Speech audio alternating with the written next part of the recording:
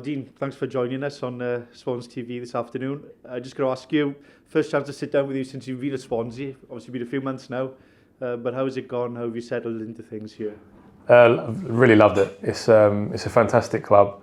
Obviously, when the opportunity come with the gaffer, for me it was a no-brainer. Seeing the way the club's progressed in the past with the philosophy and the style, for us it was a no-brainer to make the move.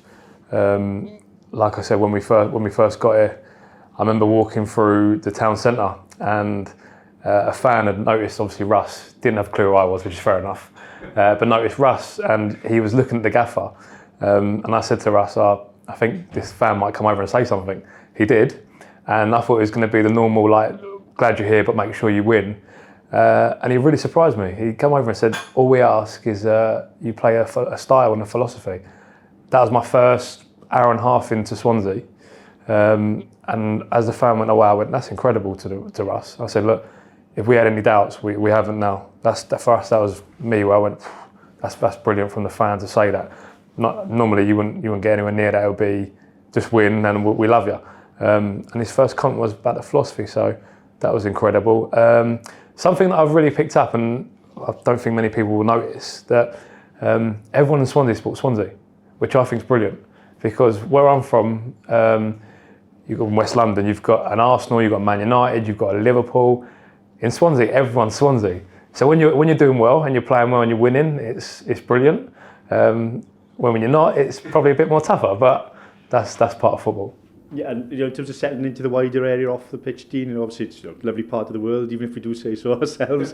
How have you found a chance to explore the Gower or anything? I'll be honest, it's been really tough for me. The day I actually agreed to join on the Sunday, the week before the season, my little girl was born. So with my missus, we agreed that we will move down. A month into having the baby, the missus said, look, it's probably not right for us to come down straight away. I said, no, I completely understand. So right now I'm filtering between hotels, travelling home, but we are looking to move. I want to move down. The area is incredible. Obviously, I've been to the Gaffer's house and the beach around the Gaffer's house. That's lovely. It's a beautiful part of the world. In the summer, I can only imagine it'd be incredible to bring up my little girl down here. Yeah. But yeah, it's a really lovely place. Yeah. Can we claim your daughter on residency grounds if she comes on to be a good footballer? Will you be long enough she can play for Wales? Well, she's got a Swansea kit. She wore that the other day. She had to come to the first game when she was 10 days old. So already she's got Swansea bleeding through her veins already. Yeah, and you touched on it there. It's been an unusual start, hasn't it? Obviously you came in as a coaching team right on the eve of the season without a pre-season to sort of build into, and you add in a month without a game because of COVID and that situation. It's probably not the stuff you do when you're coaching badges, is it? It's pretty different. Obviously, because of the birth of my daughter, I didn't come down till a day before the Blackburn game. So I had one training session before we went to Blackburn, or the same day as we went to Blackburn on a Friday. My first day was me walking in and Ben Hamer walking out for 10 days because he had COVID. So I had Stephen Bender and Nico. So it's tough when, obviously I've got a lad that hadn't played for a while because of injury, and previous to that, obviously I've seen his background at Swindon when he got promoted and was fantastic. Nico, I've only known through the goalkeeper world and speaking to coaches. Obviously his time at Everton, I knew a little bit about him, but again, my first day, I'm working with two keepers that I've never worked before, and we've got the opening day of the season. Really tough, as you can imagine, and I think Gaffer at the time had 3 sessions before the opening day. So it's tough when you're bringing in a new coaching staff, a new philosophy, a new style, personnel. As you imagine at the moment with COVID, we were missing a lot of players. So it's tough when you're going to day one of a brand new season with a different identity as a club, or a different philosophy of playing, and with personnel that maybe wouldn't start so many games at that moment in time. But that's football. We get on with it. We try and do what we have to do.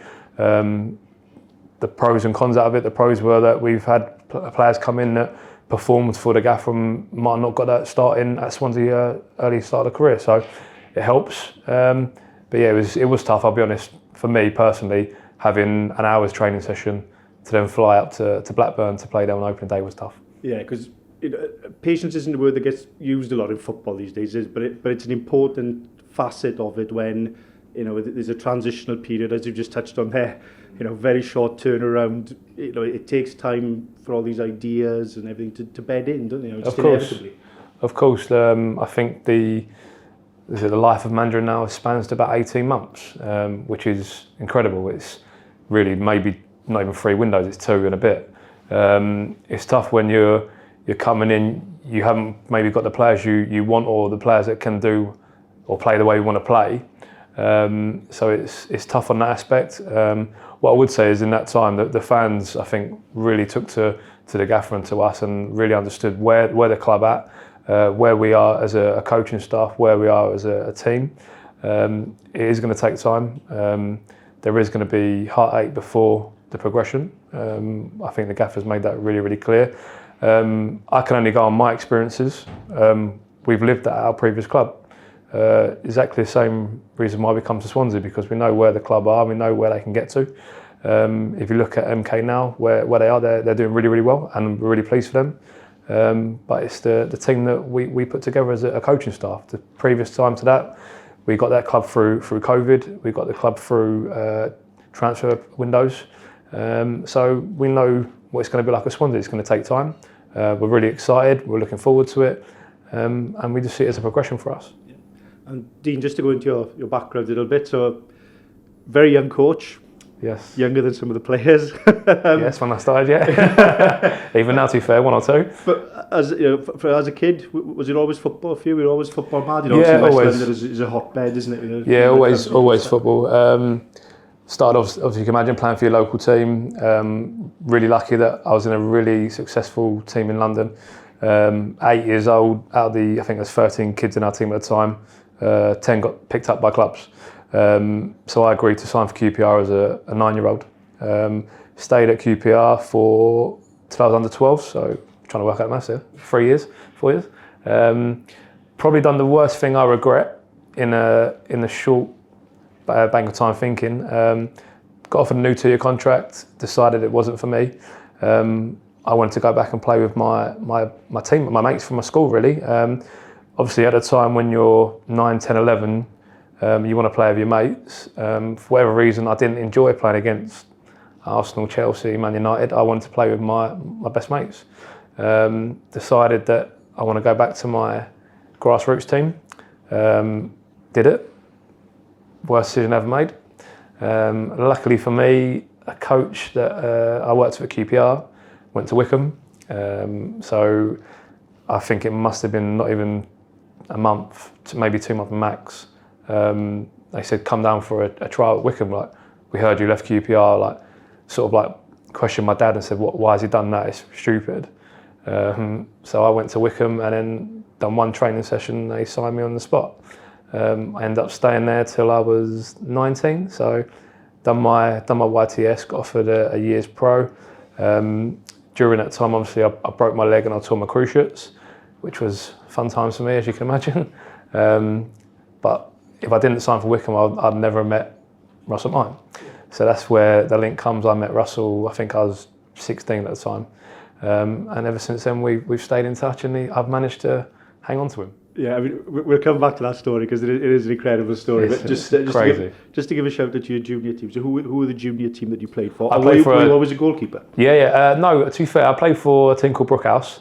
I think when you're 7 and 8, it's pretty much a rotation scheme. And then one time we went into a tournament, and I can't remember the goalie, but he got injured, and they said, look, do you want to play in the tournament in goal?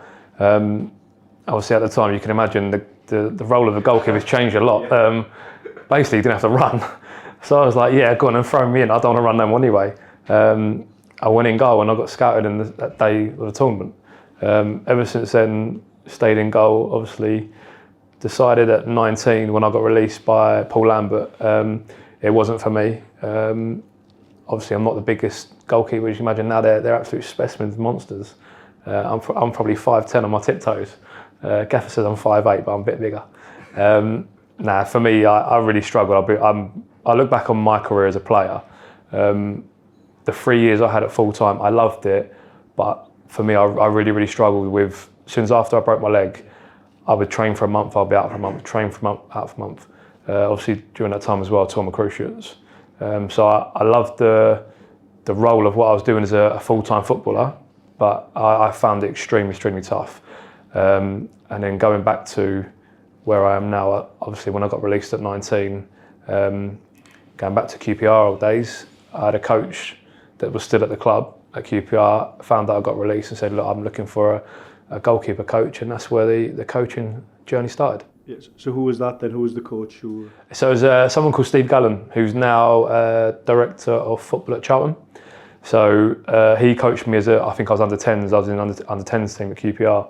And we always stayed in touch when I was obviously older, when I was a YT, because we were still playing against QPR's youth teams and Steve was in charge then. And just out of luck really, that I think we played them, and I got told quite early that I was going to be released. And I think I just had a conversation with Steve and said, I'm going to be released at the end of the season, what do you think I should do? And literally a couple of weeks later I got a phone call from Steve to say, look, we're looking for a goalkeeper coach, are you interested?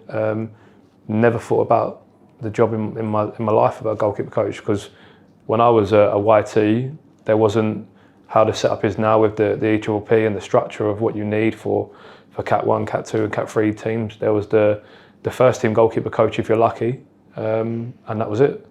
So that's how the role of the goalkeeper coach obviously developed, and that's why I'm sitting here now. Yeah, and just to go back to your injuries, Dean, look, I obviously appreciate it must have been an incredibly hard time, but can you put into words how you felt at that time? Because obviously it's every kid's dream, isn't it, to be a footballer, and it must have been very hard to take. I found it tough at the time because I'll be honest, I got put on the bench for the first team at 16. And looking back at it now, being brutally honest as I am, I got put on the bench because there was a cup game resting the first team. But when you're 16, you don't look at it like you think you're flying. So I got put on the bench for the first team against Aldershot. It might have been the gaffer's first time as well on the bench against Aldershot for them. So you're in a full set of security, got put on the bench. 2-3 weeks later, I broke my leg in a youth team game against Brentford. I remember being on the floor, then getting put onto the stretcher, and I'm thinking I'm trying to stay awake actually. I'm trying to stay awake, and the paramedic slapping me to keep me awake. And at the time I thought I didn't think anything of it. I generally didn't, because I'd never been injured before ever. And that was my first proper injury, which was a broken leg. I ended up doing 8 months, I think, out in total. I then got back to full fitness. My first day was the next day, travelling back from the training ground to the ground in the backseat of a car with some of the other youth team lads. We had a car crash. I ended up going through the seats. I was in the middle. I went through the middle, but my knee got caught. Gone up a bank, hit a tree. So luckily the car didn't set on flames, but I got out and I was hobbling. I didn't know how bad it was at the time. I just thought I had a dead leg. I tore my cruciates. So I pretty much done a year and a half straight, where my first day was the next day training back, and I'd done my cruciates on the same side. I broke my leg, and I just never got back to it. I couldn't do it. It wasn't for me. That was me done, and I knew that pretty early on when I come back my last 3 or 4 months of a scholarship. I got told that I was going to get another year through John Gorman. But then my first year as a pro or an under 19, I couldn't cope, to be fair, with the training schedules. I just couldn't get fit enough, and that's when I realised that for me it was probably done, and that was it. So yeah, it was tough. It was tough. Yeah, so I mean, you said you weren't thinking of coaching at that time. It only sort of came up where the opportunity arose. Yeah, so I mean, since I got released. What were you going to do? Like Honestly, what would you have done? Had no idea. I done at QPR. I went in as part-time to start with, and I started coaching for. My friend's got a football business, so a coaching company in schools. So I was doing that at the time. Bit of private with coaching and playing, and then obviously I spent 4 or 5 years part-time at QPR. And for me, I found a niche where I was still in football. I was still in a day-to-day, so to speak. I was still around people that I knew. Obviously, I went back to QPR when I was a kid, and there was still people there that I knew. So it was like just going back.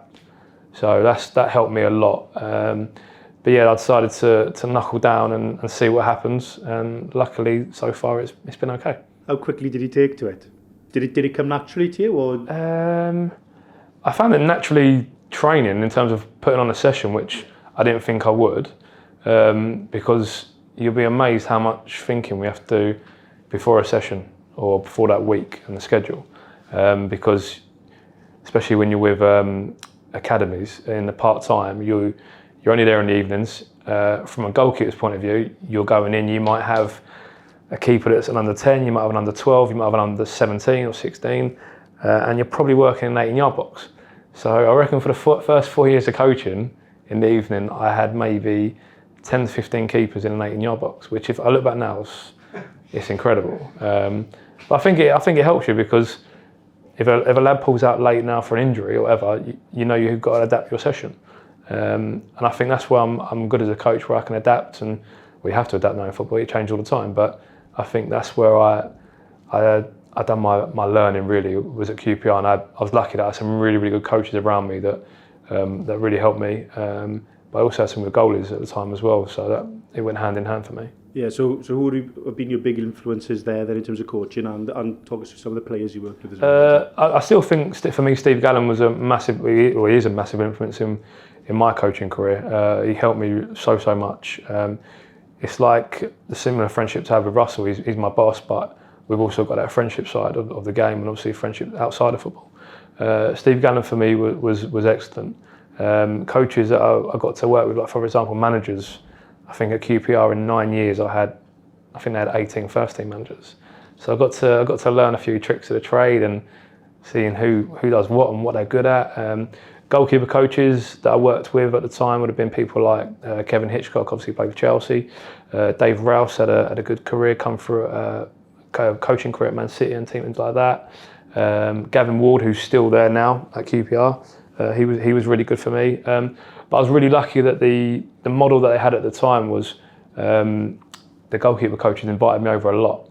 So I got to work with people like Rob Green, Julio Cesar, Paddy Kenny, Radek Cherney, people like that, where obviously Rob Green at the time was playing for England, or just finished with England. Cesar, I think, had just won the Champions League at Inter Milan, and obviously I think played about 90 odd times for Brazil. And there's me at the time, I'd have been about 20, 23, 24, and I'm thinking, I've got to work with this goalie. What do I tell a Champions League and a World Cup winner? Like, is he going to listen to me? And two, is he going to take me seriously? I think that's when, for me, is the hardest part when you're a young coach, is you've got to back yourself. You can't lie, because the players will find you out really easy. If you haven't had the glittering career, as some people need in the game, a lot of players will look at you and say, well, that lad knows nothing. Obviously, I'm working with a goalie now who's a bit older than me, in Ben Hamer, that I played with, against as kids. So it was tough walking through the door, and you're telling Ben, who's had a great career, and I didn't, and I'm telling Ben what I think he should do and what I shouldn't do. And to be fair, Ben's been brilliant, and he knows a little bit about me anyway, and I think we've got a few mutual friends in the game, and I think they might help me out a bit when they've told Ben about me. So yeah, but it is tough as a young coach, especially when you're at a team at a time we're in the Premier League. You're not the goalie coach, but you're there assisting the goalkeeper coach. And for me, the goalie coaches put trust in yourself. And if you don't serve properly, or you don't give the right information, you might not be there ever again. But I think that's slightly changing in football now. People get a bit more of a chance, which hopefully I think as a coach I'm trying to do now here with obviously the two pools in the academy. They're more than welcome to come to our sessions. They're more than welcome to join in. It has to be a system which links. It can't be them and us to be successful and to produce. In the day we're here to produce goalkeepers or produce players for the first team. So we'll go back to your fateful first meeting with Russell at Wycombe then. Yeah. So you were 16, is that right? I think I was a first year scholar. I think I was 16, and Russ would have been a first year pro, so he'd have been around about 18 or 19. I'll be honest, I can't remember the actual first day of him walking through the office, but I remember him coming in, and I think at the time he was a centre midfielder. I might have told him he was never going to be a centre midfielder. I can't speak highly enough of the gaffer, and it's not because he's my boss. It's because that for me, everything that a player should look to on and off the pitch, how they conduct themselves. He gave himself every chance in the world to be a top player. If you look back at his career, I think he's the most capped Norwich player in the Premier League, which I think's incredible. I didn't know that till I think someone told me 2 weeks ago. If I'd be brutally honest, when I was 16, is the gaffer going to play that many times in the Premier League and play for Scotland? Maybe not, but it shows you how hard work and the dedication you put into yourself, as well as obviously listening and taking advice from other coaches and managers, where you can get to. And for me, he's a big advocate of players that need to maybe look at themselves a little bit more to really realise their potential and what they've got. Because I think the gaffer's really honest, and he'll speak to players and say, look, he wasn't the best technically player in the world, but his in attitude and work rate, he really maximised. Looking back on myself, I wish I'd have met Russell when I was probably a bit younger, because I'd have done everything I can to help myself as well, where I know I didn't, and I can be really honest with myself, and that I didn't put myself in that situation. And that's obviously now as a coach, where you speak to, for me, I speak to obviously the goalkeepers a bit more than the outfield boys, but when you look at people that have got talent, and for me now as a coach, I really need to help them as to say, look, talent only gets you so far in the game. But yeah, my meeting with the gaffer was brilliant, because 18 years later, we're still talking, so I must have done something right. But you always kept in touch during that? No, so I got released at 19. Russell then went from Wickham to Peterborough, and I didn't see Russell again until we played Norwich. I was at Swindon, so I took the first team job from QPR to Swindon, take their first team, they're the keepers, and we played Norwich in the EFL Cup. I knew obviously Russell was going to be there, and I spoke to him in the game. We didn't play in the game because they were playing not their starting 11. They were playing like one or two that needed a few games. I just said to him there, like how you been, like normal conversation, and he said there about he wants to be a manager one day. I said, oh, brilliant. He said, I think he said it as a joke, I'll be honest. Like, he said, oh, you can be my goalie coach. And I was like, yeah, of course I will. And I didn't think anything of it. Fast forward, I don't know, maybe 6 years. I got a phone call from someone at MK Dons, a goalie that I worked with, Stuart Moore, and they were training at Bisham Abbey. That's not so Bisham Abbey. It was Bisham Abbey. Training at Bisham Abbey, and he said, oh, I'm around the corner from your house. Do you want to come meet me? So I was like, yeah, okay. So I went over and met Stu. I didn't realise Russell was at MK Dons. Chatting to Stu, talking about bits and pieces. Obviously, he left Swindon to go to MK. I was still I just left at Swindon at the time. And he said to me, your friend's here, by the way. And I was like, which one? And he went, oh, Russell. I was like, completely forgot. And then Russell spoke with me for about 10-15 minutes, and obviously they had to go back to train. And then must have been 2 months max later down the line, Stu Moore texted me again, your friend's got the job. And I was like, oh, brilliant. So I text Russ off the off chance and said, heard you got the job, congratulations. Didn't think anything of it. I think my phone went about 30 seconds later and just said, I'll call you a bit later, you know what it's going to be about. 4 or 5 days later, I'm the goalkeeper coach at MK Dons. So it happens really quick. I changed my career, my complete life in what I was doing at the time. I was working for a sports agency with recruitment, pretty much trying to identify players that I thought would be good enough for the agency.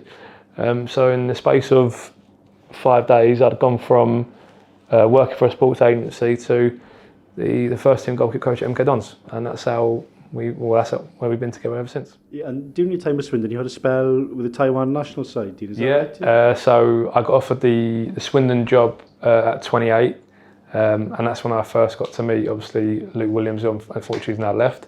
That's how I first met Lukey. I spent 2.5 years there, and then another story for you, but I got a phone call on a Thursday from the manager of Taiwan. I didn't know him personally, never knew him before in my life. He said to me, you've been recommended to me by Dave Rouse, who obviously at the time I'd worked with at QPR, that was now at Man City. And he said to me, would you be interested in becoming the national team goalkeeper coach? I said no. This was 2 weeks before the season started. I said no, I've got no interest right now. He then showed me the contract, and I said, okay, it changes things slightly. I'll be really honest on that. it changed a lot. Went into training thinking that was a really weird conversation. It was early in the morning. Trained, didn't say anything to Swindon, kept it quiet. I got a phone call again from the manager on Thursday evening to say, "So have you told Swindon?" And I said, well, no, I've got nothing in writing to say you're going to be offered the job. I thought it was just a conversation. I then got an email over that night. I went into Swindon Friday morning to see Phil Brown, who was the manager at the time. Asked him his advice because I got on really well with Phil. And he said to me that he was keen anyway on managing abroad, even coaching internationally. And he just said to me at the time, he said, I was 30 years old. And he said to me, "Dean, like, not many people could have on their CV that you've coached in the academy, you've coached first team in the league, and you're now going to be an international goalkeeper coach at the age of 30.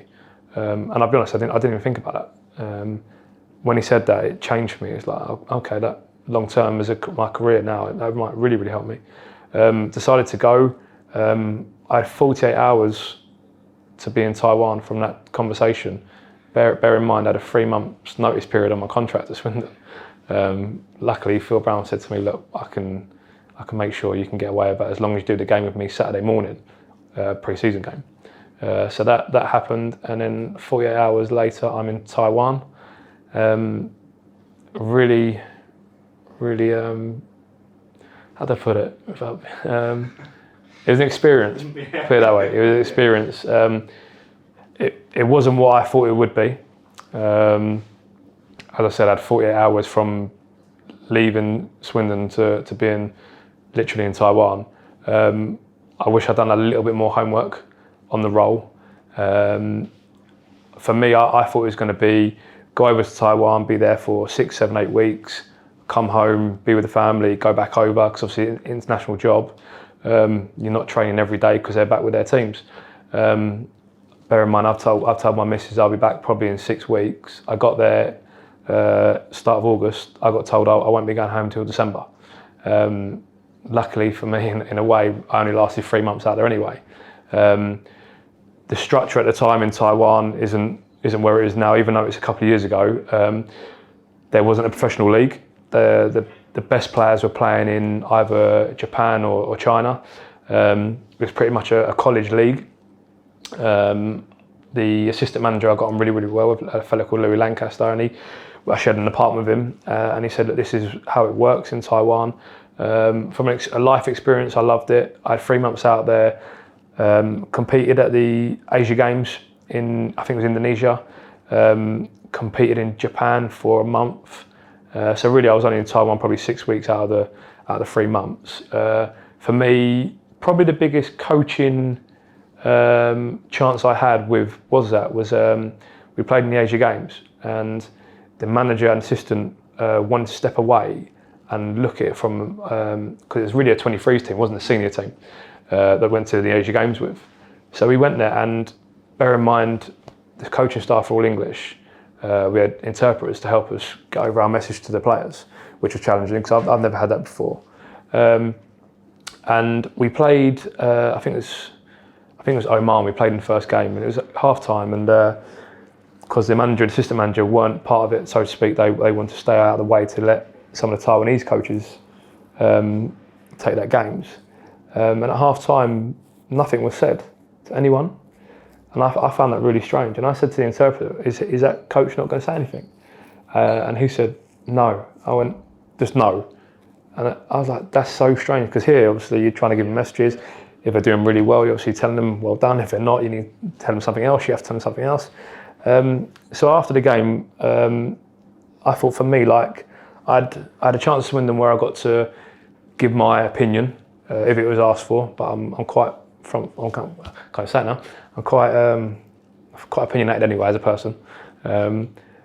I said to the manager after the game, I said, look, he didn't say anything during the game. We've got 4 more games in the group.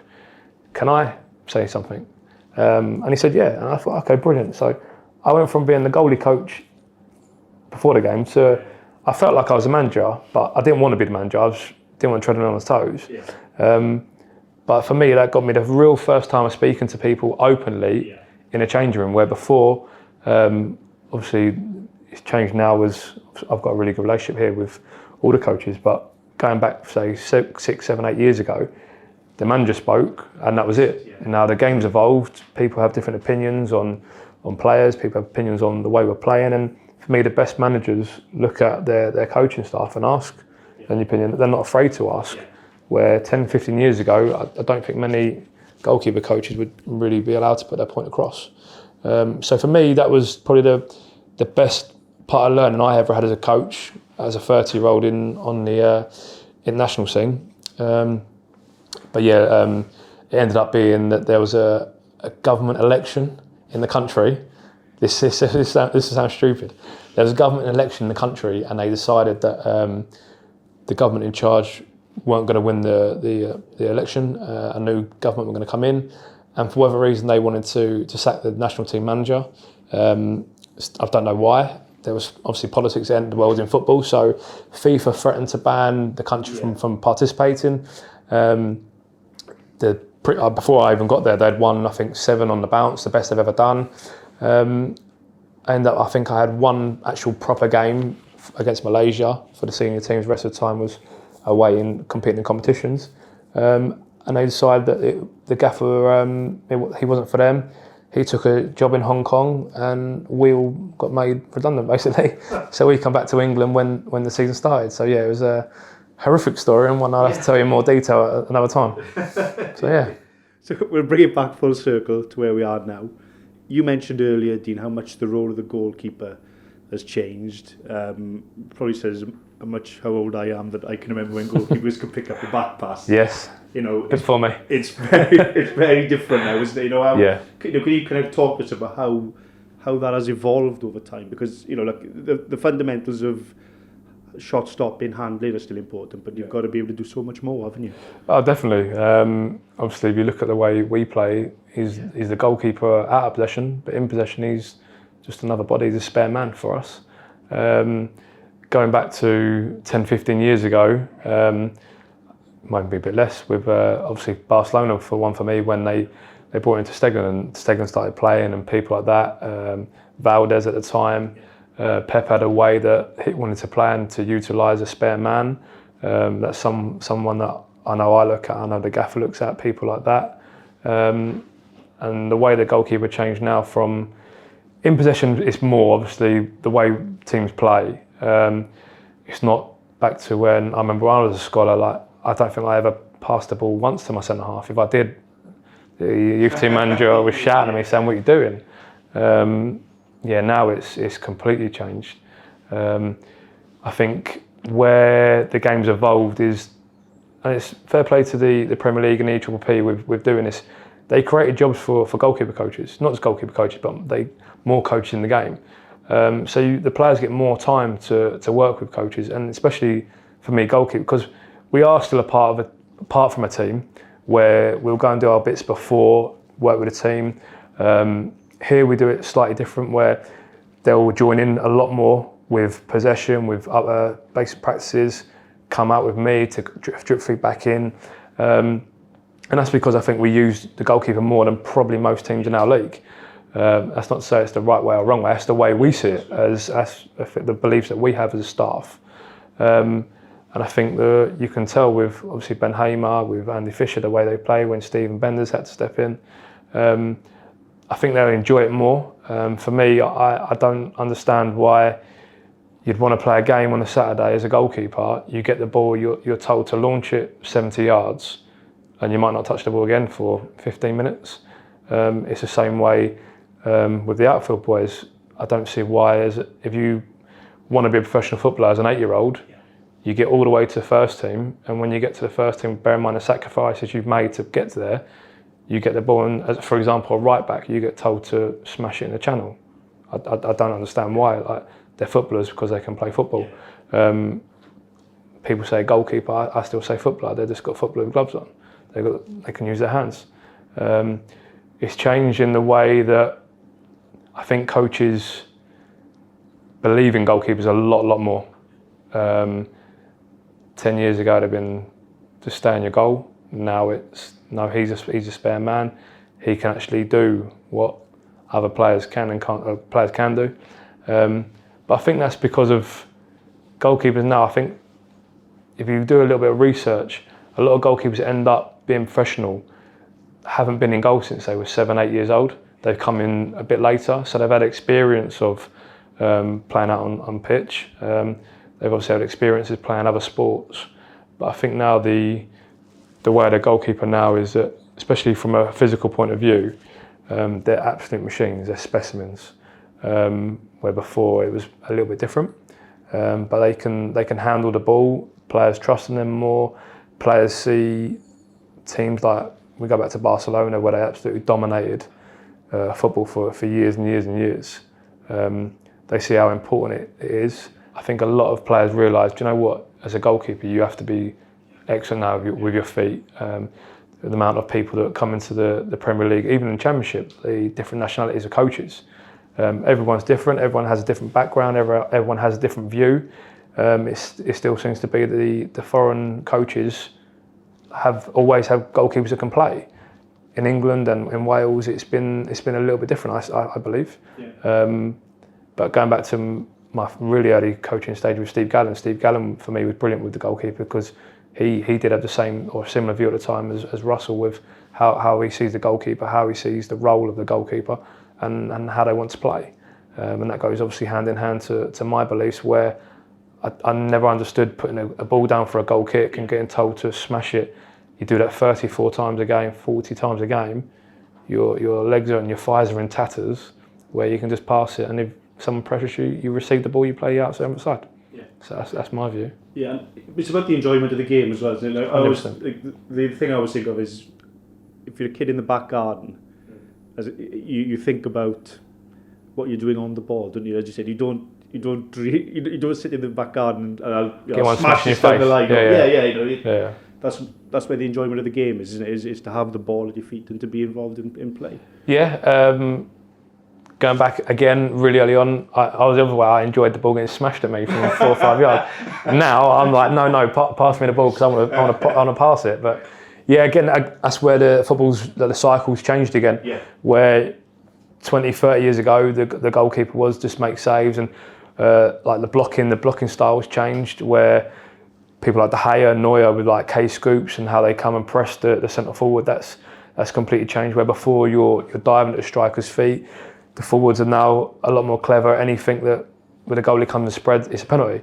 So we've got to change our game, and that's where football has evolved, where they've got to change their style, change their techniques, and that's just where the goalkeeper is now. He realises that you need to really be able to play with your feet, both feet as well. Yeah, and I realise this is a very simple question, which probably needs a complex answer. Yeah. But what are you looking for when you're working with Andy and Ben and Stephen and all the goalkeepers here? You know, in terms of the all-round, what are the things you're looking for that feed into how we want to play and how we want to develop as a side? Well, off the pitch, I'm looking for someone that's really, really humble, has an attitude and a belief in themselves, where some people might think it's arrogance. I think it's confidence. You really have to back yourself as a goalkeeper.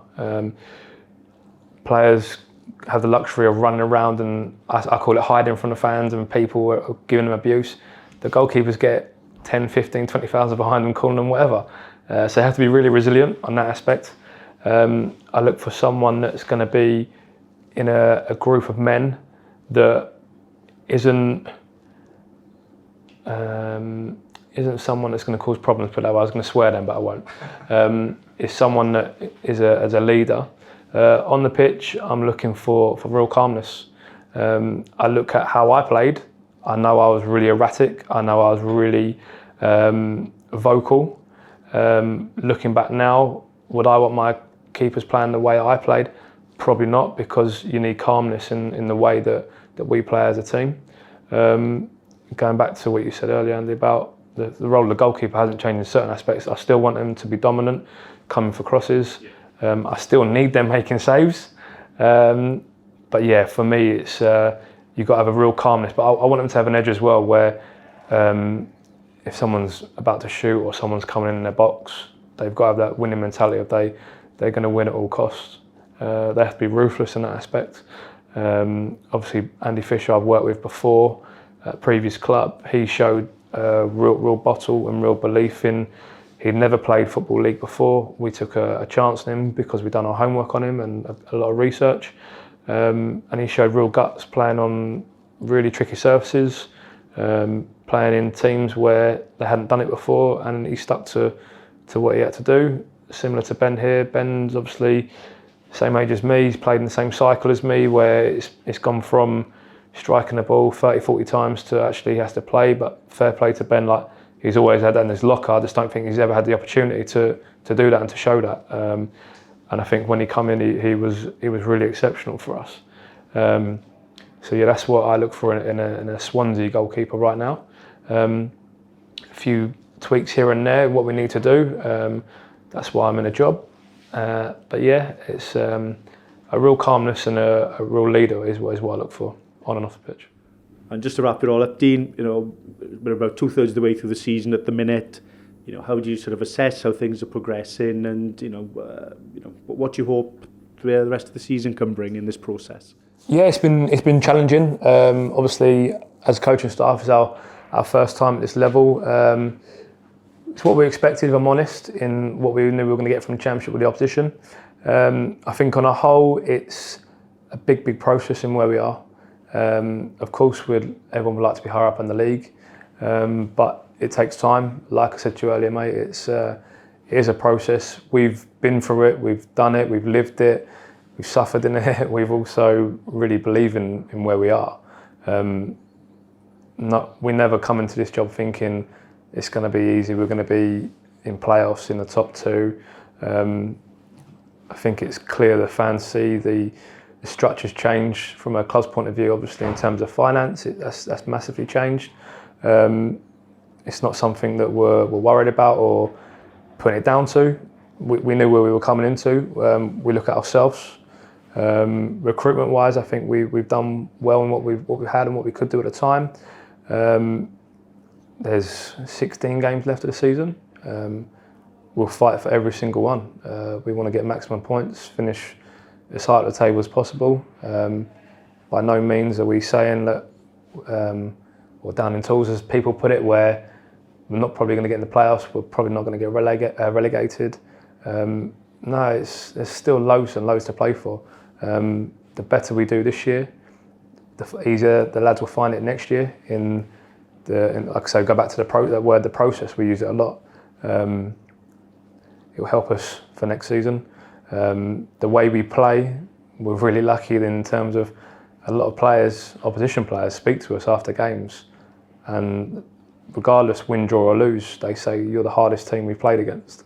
And off the back of that, people want to come to the club because of the way we play.